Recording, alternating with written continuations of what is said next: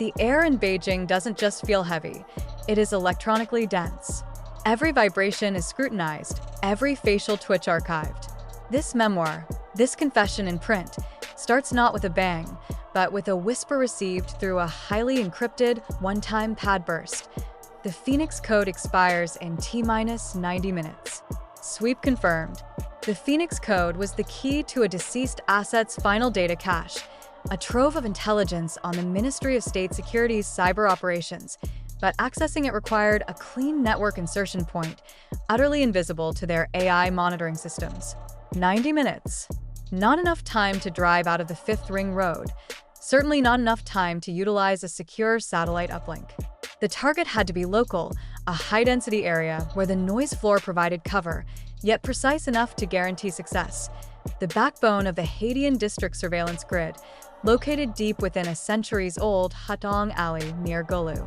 The necessity of the operation birthed the Ghost Protocol, a mandate requiring zero pre-contact, zero digital footprint, and the use of technology so disposable it ceased to exist moments after execution. My cover as April Woods, the meticulous, mildly eccentric Californian art restorer specializing in Ming Dynasty ceramics, provided the necessary camouflage. But the ceramic studio was miles away. Right now, I was just a shadow, dressed in drab, nondescript gray, carrying a canvas tote that contained not oils and brushes, but my life insurance policy, a proprietary, highly modified burner phone. This wasn't just about obtaining data. It was about demonstrating that their seemingly ubiquitous control could be temporarily shattered by human ingenuity and a $12 prepaid SIM card. The tension was a physical pressure, tightening around my diaphragm. Every intersection in Haidian boasts 3 primary cameras: infrared, high-definition optical, and a deep focus lens linked directly to their behavioral prediction engine. If I hesitated, if my gait changed even minutely from the established baseline they had profiled for pedestrian 77B, the composite profile I'd been feeding the system for weeks, the alarm would trip. The paranoia wasn't just justified, it was the mechanism of survival. I needed to become a non-event, a ripple that registered below the threshold of noise, invisible in the very light they used to watch the world. The target junction box was designated as Copper Serpent 47 in our old maps, a critical, poorly shielded access point disguised within a weathered green utility housing, precisely because its age made it overlooked. The mission parameters were simple: connect, inject, extract, eliminate. Failure meant not capture, but immediate elimination by their rapid response units, the Dark Watchers, who preferred quiet termination over public arrest, particularly when the target was foreign intelligence operating at this level of penetration. Preparation for the Ghost Protocol was less about hardware and more about psychological isolation. For 3 days prior, I enforced total radio silence, even severing my emergency uplink. The risk was that any preparatory digital spike, no matter how small, could be retroactively linked to the inevitable network anomaly. I was living in a sensory deprivation tank of my own making. The tool of the trade, the disposable phone, was a masterpiece of clandestine modification. On the surface, it was a cheap ZTE model, common enough to be statistically invisible. Beneath the shell, however, the internal storage had been replaced with military-grade non-volatile memory, and the operating system was a custom-compiled Linux kernel designed solely to execute a single, complex zero-day exploit packet. The most critical modification was the external interface. Instead of a standard USB port, I had installed a shielded optical coupling port that connected via a specialized fiber optic filament to a small, custom-made piezoelectric coil. This coil, when pressed against the main trunk line junction box, would non-invasively read the optical pulses of the high-speed data flow and inject the exploit using a microburst laser pulse, preventing the typical electromagnetic signature associated with a physical tap or RF injection. It was the digital equivalent of a ghost touching a nerve. The entire phone, once used, was designed to be dissolved rapidly. I carried a stylus pen filled with hydrofluoric acid, enough to liquefy the circuitry and destroy the forensic signature in less than 60 seconds. The meticulous detail extended to my clothing: non-conductive, dark gray fabric that absorbed light rather than reflecting it, treated with a synthetic chemical compound that temporarily neutralized common canine scent tracking. Every movement was pre-choreographed. I had mapped the Hutong alley dozens of times using old satellite imagery and walking its perimeter during peak traffic hours, building a four-dimensional model in my head that included the exact placement of every acoustic sensor, the typical latency of the local CCTV feed refreshing, and the precise moment the delivery scooter traffic peaked, providing the necessary acoustic cover. The psychological weight of knowing I was carrying a small bomb of classified information, ready to deploy into the heart of a hostile state's nervous system, was crushing. My mind raced, reviewing the encryption keys, the timing sequence, the emergency egress routes. Paranoia isn't fear, it's hyper-awareness. It's the knowledge that the smallest flaw in execution guarantees absolute failure. I practiced the physical connection, the 3-second window to attach the coil, until the motion was purely muscle memory, repeatable under stress, ensuring zero excess movement that could be flagged by the omnipresent behavioral monitoring algorithms. The target alley, Copper Serpent Way, was a narrow, twisting artery choked with the smell of coal smoke and stale cooking oil. It was 1947 hours, the operational window narrowing fast. This time coincided with the shift change at a nearby factory and the rush for late dinner, maximizing the ambient audio and visual clutter. The key hazard wasn't just the visible cameras, but the invisible network of passive RF sensors embedded in the streetlights, constantly sniffing the air for unauthorized wireless transmissions. That's why the optical injection was essential. As I approached the designated alley entrance, I consciously altered my stride, adopting the slightly labored, uneven gait of an elderly delivery driver, a common profile in that location, making me less distinct. The facial recognition systems were looking for smooth, purposeful movement. I gave them jerky, fatigued motion. The noise was immense. Shouting vendors, sputtering motorbikes, a cacophony designed to mask my silent invasion. The specific junction box, Copper Serpent 47, was located behind a large dumpster overflowing with cardboard, a perfect, though pungent, screen. I didn't approach it directly. Instead, I feigned interest in a small, ancient shrine built into the wall opposite, stopping to adjust my shoelace in a motion that lasted precisely 4.2 seconds, enough time for the facial recognition to establish a brief, innocuous lock. This prepositioning was vital. If I moved too fast toward the box, the behavioral AI would flag the deviation. The next stage required maximum speed and minimal residual heat signature. I had only 6 seconds before a specific patrol car, a white Jetta identified in our surveillance as Unit X-Ray Alpha, was scheduled to pass the alley mouth. My heart rate, monitored by a microsensor woven into my jacket lining, registered 130 BPM, but my external demeanor remained placid. The risk of even brief proximity to the power surge from the junction box was real. The electromagnetic field it generated could potentially fry the internal components of the highly delicate phone, or worse, trigger the sensor system designed to detect tampering. I slipped into the narrow gap between the dumpster and the wall. The surface of the utility box was cold and damp. The critical move, producing the burner phone, extending the fiber optic filament, and precisely aligning the piezoelectric coil onto the target access point, a barely visible seam near the main power input. My fingers, steady despite the internal tremor of adrenaline, found the mark. The connection was made. The digital ghost was knocking on the door of the central nervous system. The physical connection was an exercise in controlled respiration and focused touch. The piezoelectric coil needed perfect, sustained contact to read the network's optical pulse train without impedance, and only then could it inject the payload. The connection point vibrated subtly under my touch, humming with the thousands of data streams flowing through the fiber. My head was bent low, appearing to search for something dropped near the dumpster, a mundane distraction that masked the highly specialized act of attaching the wire. I held the phone steady, pressing the execute command, confirming with a double tap that only the modified OS accepted. There was no visual change, no flashing light, no confirmation sound. In the deep network, however, chaos had just been initiated. The moment the custom kernel began its work, the phone's CPU surged to 100% capacity, momentarily generating a detectable electromagnetic spike. This spike was the most dangerous aspect of the entire Ghost protocol. Their passive RF sensors were designed to ignore steady background noise, but flag instantaneous, localized electromagnetic fluctuations typical of a digital intrusion device. I had accounted for this by wrapping the burner phone in specialized, layered carbon fiber shielding, leaving only the contact point exposed. Yet, even the residual heat generated by the calculation could be sufficient to trigger a thermal anomaly warning in the deep surveillance layer.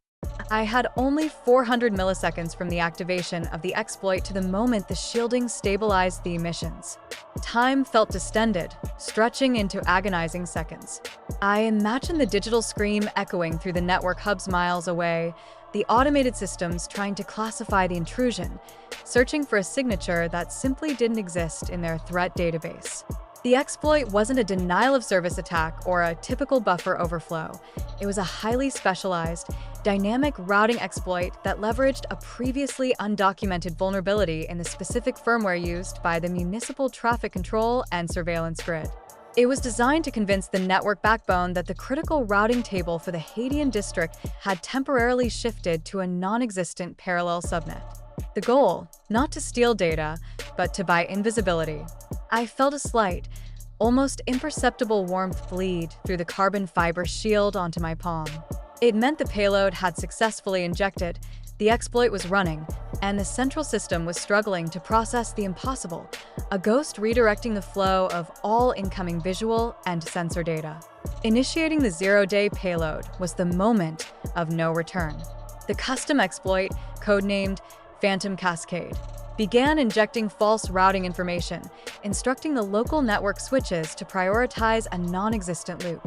For the surveillance grid, this was the equivalent of a massive, instantaneous stroke.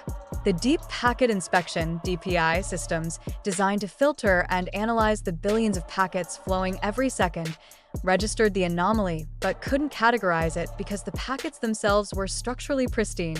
Only their destination headers were falsified. The resulting 15 seconds of silence, the window of opportunity, was meticulously engineered. On the back end, monitors across the district would show a flat line, a temporary but absolute blindness, masked as a scheduled system refresh by the internal routing loop. But anomalies always leave traces. As the loop propagated, I felt the piezoelectric coil hum intensely against the utility box. It was drawing maximum data throughput for the extraction phase. The Phoenix code wasn't a long document. It was a compressed, time-stamped microburst package, the dead drop coordinates, and the one-time authentication key, totaling only 128 kilobytes. It flowed into the phone's non-volatile memory in less than 3 seconds. The risk was enormous.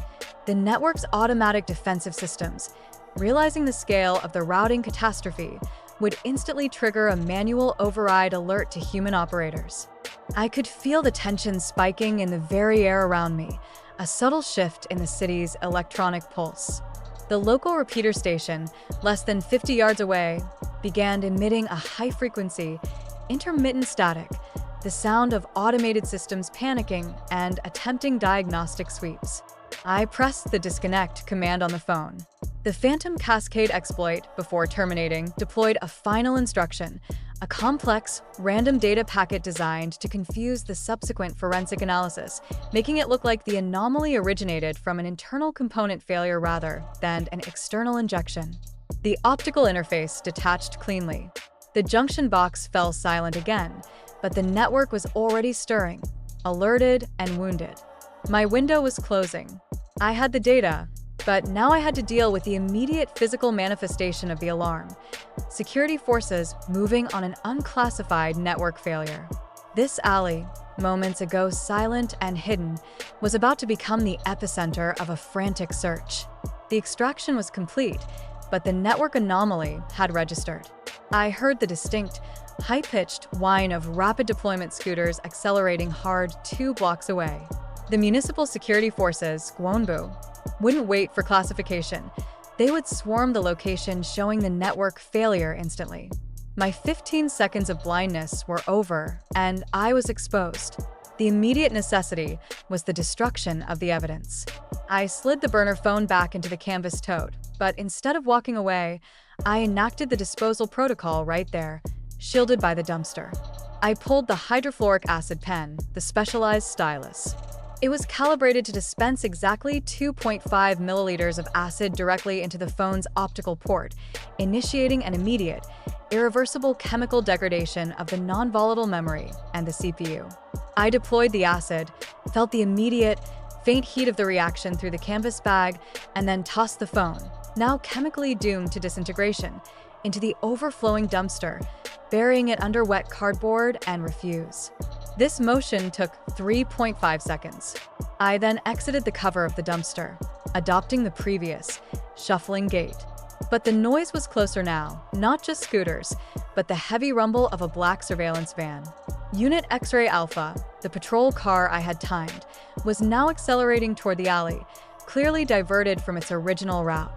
They had identified the general location of the disruption. My immediate route was compromised. I pivoted sharply, abandoning the main alley and slipping into a side passage so narrow it was barely wider than my shoulders, a secondary egress route I had planned, known only to locals, choked with laundry lines and bicycles. I was moving too fast now. The tired delivery driver profile was unsustainable. I transitioned immediately into harried resident late for an appointment, maximizing the nervous energy, but keeping my shoulders relaxed and my eyes focused forward, avoiding direct camera contact. As I exited the side passage into a parallel street, the black van, sirens still muted, flashed past the main alley mouth, its spotlight beams sweeping the entrance I had just vacated. I was seconds away from a kinetic engagement. The psychological discipline required to slow my breathing, to stop the shaking of my hands, while knowing the hunt was actively underway and zeroing in on my last known location, was immense. The residual paranoia of the hack clung to me like ozone, the knowledge that even though the phone was dissolving, the network had logged the type of attack, learning for the future. I needed to disappear into the vast, indifferent crowd of the metropolis, trading the extreme tension of the isolation for the anonymity of the millions. I needed to integrate instantly. The transformation from April Woods the ghost operative back to April Woods the eccentric art restorer had to be seamless. I couldn't risk taking a taxi or using any public transport that utilized biometric ticketing. I walked for 18 blocks, utilizing every blind spot, every shadow cast by the street vendors' awnings, relying on my meticulous, internalized map of the urban environment. The constant background search for anomalous pedestrians was still active, but they were searching the area around Copper Serpent Way, expanding outward in a grid pattern. I was moving perpendicular to their search vector. Finally, I reached the designated safe transition point, a bustling night market known for its labyrinthine structure and sheer volume of unmonitored human traffic. Here, under the cover of smoke and noise, I performed the field strip. The non-conductive jacket was peeled off and crumpled, then stuffed deep into a vendor's refuse bin. The shoes, designed for silent, aggressive maneuvering, were swapped for a pair of innocuous, brightly colored sandals I carried in a second, larger tote bag. I even altered my hair, pulling it back severely and applying a subtle chemical wipe to my skin that temporarily changed its sheen, designed to interfere marginally with near-field infrared scanners. These were small alterations, but sufficient to break the continuity of the profile, harried resident late for appointment. I became a tourist, overwhelmed by the market, pausing to look at cheap trinkets, providing the surveillance systems with a new, statistically low-risk profile. The hardest part was the mental decompression. The adrenaline was surging, demanding release, yet I had to project boredom, patience, and mild confusion. The Phoenix code was secure. I felt the micro SD card, sealed in a custom latex sheath, pressed against the roof of my mouth. The true danger lay in the time gap between the hack and the complete system recovery. If their human forensic teams managed to triage the network failure fast enough, they might still be able to pull residual logs from the affected nodes. Every second I remained visible was a calculated risk. I eventually found a remote subway station, far outside the perimeter of the active search, paid cash for a token, and rode the subway line 3 stops past my apartment. The ultimate betrayal of paranoia is the reliance on pattern recognition. I forced myself to break every established commuting habit, ensuring that if they had a retroactive trace based on my known daily routes, that trace would lead them toward an empty seat on a subway train miles from my actual sanctuary. The journey home was the final crucible of the operation. Having successfully executed the hard breach, I now faced the soft risks of my own apartment building, a complex that, despite its high rent and proximity to the diplomatic quarter, was riddled with listening devices and localized motion detectors. I didn't enter immediately. Instead, I activated the low-frequency acoustic scanner I carried, disguised as a key fob, performing a slow sweep of the immediate hallway outside my door. Clean. That didn't mean safe. Once inside, the security protocol shifted from external threats to internal contamination. The first action, removing the latex sheath containing the Phoenix code and placing it into the internal lead line safe. The data was now physically secure. Then came the total environmental scrub. I didn't trust the air. The possibility of passive chemical residue analysis was too high. I activated the 3-stage air filtration unit, running it on max power. I stripped down completely, placing all clothing into a specialized UV sterilizing locker. They needed to be free of any trace of the alley's coal smoke, the dumpster's ammonia, or the trace chemical residue from the acid pen. I took a shower that was almost scalding, using a proprietary soap design to strip any external chemical tags or tracking dust. The paranoia was relentless. I was scrubbing myself clean of the ghost I had become. The success of the Ghost protocol wasn't just in obtaining the data, but in achieving complete non-attribution. I sat in the darkness of my apartment, sipping cool water, not allowing myself the luxury of alcohol or sugar, substances that could dull my edge. My mind was running the clock forward and backward. Forward, the deployment of the Phoenix code data to headquarters. Backward, reviewing the 70 minutes from the initial warning burst to the moment I stepped into my apartment, searching for the crack, the moment of hesitation, the flicker of electromagnetic exposure that their forensic teams might exploit. I analyzed the brief encounter with Unit X-Ray Alpha, the passing patrol car. Had the driver made eye contact? Had the CCTV captured the profile change at the night market clearly enough to connect the 3 separate identities I had adopted? The silence in the apartment was deafening, magnified by the racing thoughts. Every success in this environment merely resets the clock on your exposure. I knew, with absolute certainty, that somewhere in a sterile government building, the network analysts were staring at a screen, trying to understand how 15 seconds of complete, inexplicable digital darkness had occurred in the heart of their secured network. And they were already looking for the source. The next 48 hours were the maintenance phase, the hardest part of life undercover, maintaining the facade while internally processing a massive intelligence coup. April Woods, the art restorer, had a large order due, restoring a delicate 17th century porcelain vase for a high-profile collector who was, conveniently, related to a senior official in the Ministry of Culture. This provided the perfect operational cover for being physically busy and electronically quiet. I spent hours in my studio, the tools of espionage replaced by fine brushes and solvents, the smell of burnt acid replaced by the delicate scent of museum-grade varnish. This focused, meticulous work served as a form of controlled meditation, calming the still fraying edges of my nerves. I needed to interact with the world again, subtly confirming the baseline profile that had provided my invisibility. I placed a small, innocuous order for specialized pigments online, a low-level digital transaction designed to reinforce my cover identity's purchasing patterns. I spoke briefly to my landlord, complaining mildly about the humidity affecting the lacquer. Small, human gestures designed to demonstrate continuity and normalcy. The Phoenix code data, now transmitted safely via a secured, prearranged one-time satellite burst from a completely separate, prepositioned remote transmitter, was already halfway across the world.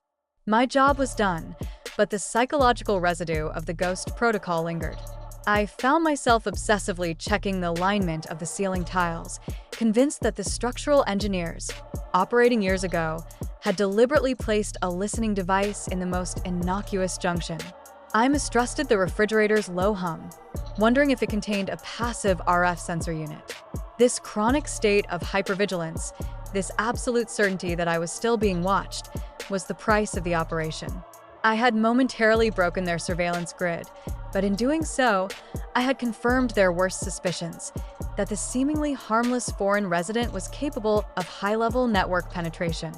They wouldn't know it was me, not yet, but the hunt had intensified. I knew the next few weeks would be characterized by subtle probing, increased scrutiny on foreigners in the Haidian district, and highly specialized deep-dive forensic analysis searching for the spectral trace of the Phantom Cascade exploit. The ghost had passed, but the chill it left behind was profound. The true measure of a successful black operation isn't the acquisition of the intelligence, but the subsequent failure of the enemy to attribute the attack. Days later, a seemingly minor news report surfaced on a localized digital platform, attributing a recent, severe public transit delay in Haidian to an unexpected, brief electrical power surge affecting municipal signal routing infrastructure. It was a cover story, transparently deployed to mask the massive network failure I had engineered. They wouldn't admit that their sophisticated, self-healing surveillance grid had been temporarily hijacked by a burner phone in an alley. This confirmation brought a momentary wave of bitter relief. I had won the attribution battle. But victory is temporary in this game. I knew the Guanba's forensic engineers were top tier. They would eventually figure out the mechanism of the Phantom Cascade, perhaps not the exact zero-day vulnerability, but the signature of the attack vector. They would then begin searching for individuals who had the specialized knowledge and the proximity to the affected node. The investigation would morph from a localized network sweep into a subtle, years-long psychological operation against any high-value foreign target in the vicinity. I was now operating under the shadow of a known enemy capability, which was both terrifying and strangely liberating. They knew a Phantom existed. They just didn't know the Phantom wore prescription glasses and argued passionately about ceramic restoration techniques. I initiated the long-term counter-surveillance protocols, changing my routine infinitesimally every day, introducing random variables into my grocery runs, altering my preferred walking path to the studio by 1 block. The paranoia had evolved from acute crisis management into a sustainable, chronic condition. I realized that the true cost of the Ghost Protocol was not physical or digital, but spiritual. I was no longer April Woods, the person. I was April Woods, the operational construct, constantly maintaining a perfect, impermeable psychological barrier between the surface and the abyss of my real mission. Every breath was a calculation, every conversation a performance. I had defeated their digital eyes, but the act of doing so had permanently embedded the surveillance deep inside my own mind. Years have passed since the Copper Serpent Way hack, but the memory remains crystalline, a fixed point of extreme tension against the flowing ambiguity of my current life as a retired consultant. The Ghost Protocol was the mission that defined my operational career in Beijing. The moment I realized that vulnerability was the only constant and perfection the only shield. The burner phone, reduced to a sludge of molten plastic and metal, still haunts me. It represented the disposable nature of my life and the necessary ruthlessness required for survival. I look back on that period and understand why operatives break. It's not the physical danger, it's the relentless psychological duplicity. Living a double life under that level of surveillance forces you to compartmentalize until the walls between the compartments become your entire personality. You lose the ability to distinguish the mask from the skin. I was a ghost in their machine, but the machine retaliated by making me feel like a ghost in my own body. The data extracted by the Phantom Cascade proved invaluable. It led to the dismantling of 3 critical MSS cyber operations targeting Western infrastructure. The success justified the risk. But when I walk down a bustling street now, miles away from China, the ambient noise of traffic still triggers a phantom response. I still find myself scanning the rooftops for infrared lenses, still instinctively counting the refresh rate of the public information screens, expecting the flicker of a facial recognition lock. They took more than they gave, those years. They took the quiet moments, the unplanned steps, the luxury of simple trust. The memory of the Ghost Protocol is a permanent scar, a testament to the fact that you can hack the world's most advanced surveillance system, but you can never truly hack your way out of the paranoia it instills. I carry the Beijing air inside my lungs still, electronically dense and heavy with the residue of a life lived always on the knife edge of discovery.